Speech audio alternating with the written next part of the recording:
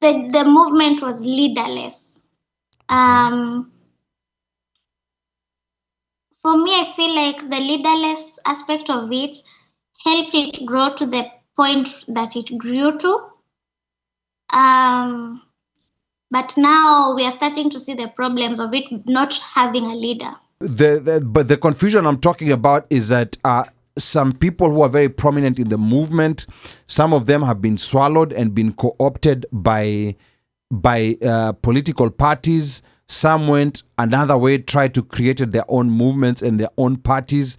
So there's no, like, even for those of us who were looking up to the Gen Z movement, we kind of don't know where to look at. And this is the One Mic Show. When the dust settled after those massive Gen Z protests last year, many young people seemed unsure where to turn to next, who to follow, and what the next step should be. From your vantage point, Rose, what did life after the protests look like, both online and on the ground? Because there seems to be a state of confusion. Rose.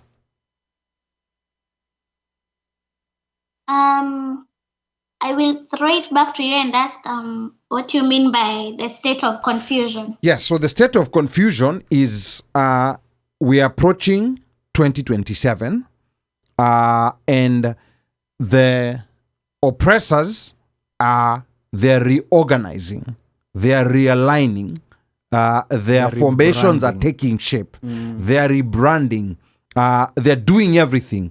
But then on this other side, we're not seeing any direction, any organization, or even, I know there was that mantra that they're leaderless, but this time is running out, and it is running out very fast.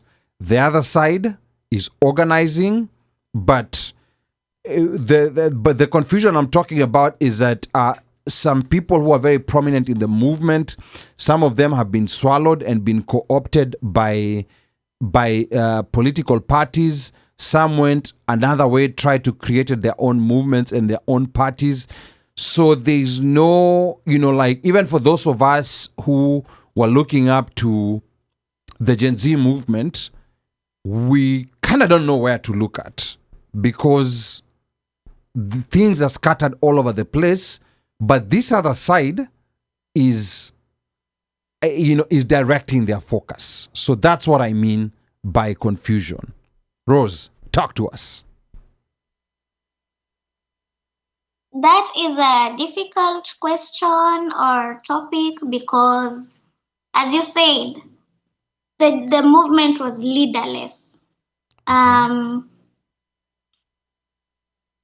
me, I feel like the leaderless aspect of it helped it grow to the point that it grew to. But now we are starting to see the problems of it not having a leader.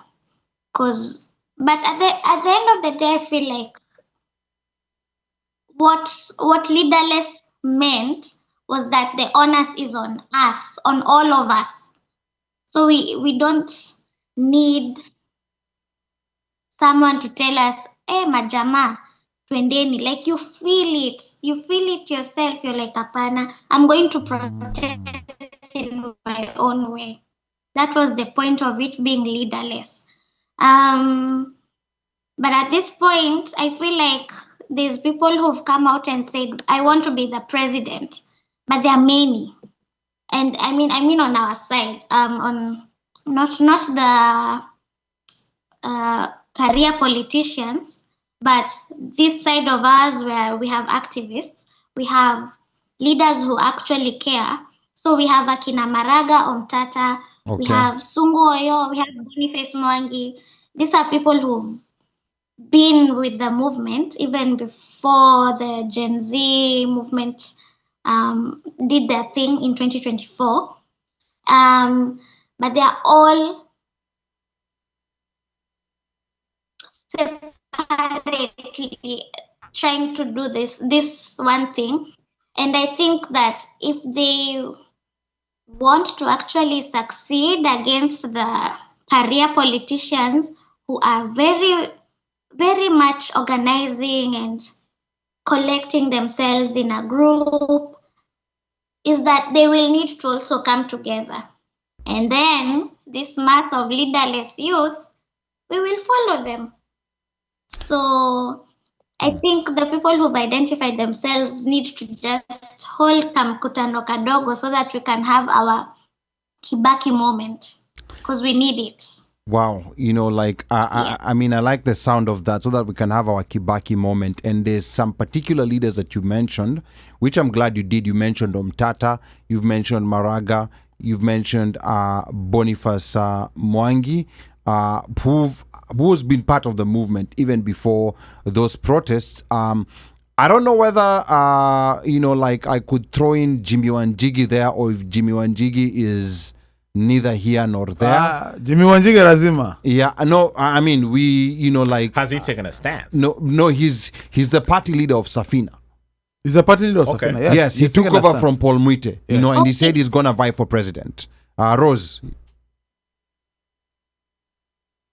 What I'd like to know your opinion as the diaspora on Jimmy Wanjigi.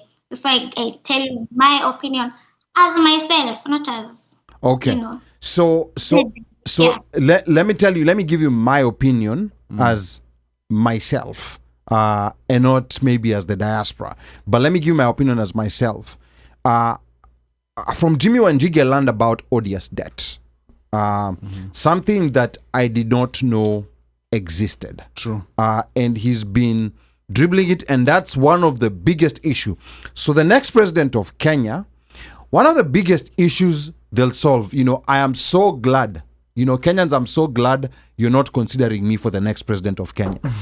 Because one of the biggest issues the next president of Kenya has to deal with is the issue of debt. Because at the moment, we're at about 75 shillings for every 100 shillings collected is going towards debt. And we are approaching, like a very dangerous place whereby we are going to be paying 110 shillings for every 100 bob collected if we are not careful, because we are continuing to take debts. So he's been very articulate about that issue, which to me is one of the big issues. I mean, of course, Jimmy Wanjigi comes with question marks. He comes with question marks because he has previously worked, closely with other politicians, not as the face, but behind closed doors with all these major politicians. He's the son of a former cabinet minister. But I'm also asking myself the question, do we have anyone who's clean and perfect? I mean, right now we have Kasongo. Yeah, we have Kasongo as the president, and the goal is to get him out. I think majority of Kenyans, I'd say a good 70-80% agree that we need to get him out. He doesn't have what it takes to be able to get Kenya out of where it is because of what's going on. So, I'm not saying, I've not decided on Jimmy Wanjigi, but what I'm saying is I think, he should be considered, because he's been very aggressive on this one issue that's bringing down Kenya to their knees, and is one of the reasons why people know about odious debt. Of course, credit to Omtatah too. Yes. And then another thing that is also working for Jimmy is that he actually has, he's now the leader of a political party that actually has, it's a small party, but it actually has some structures. We are coming to learn that it is very important to have a political party.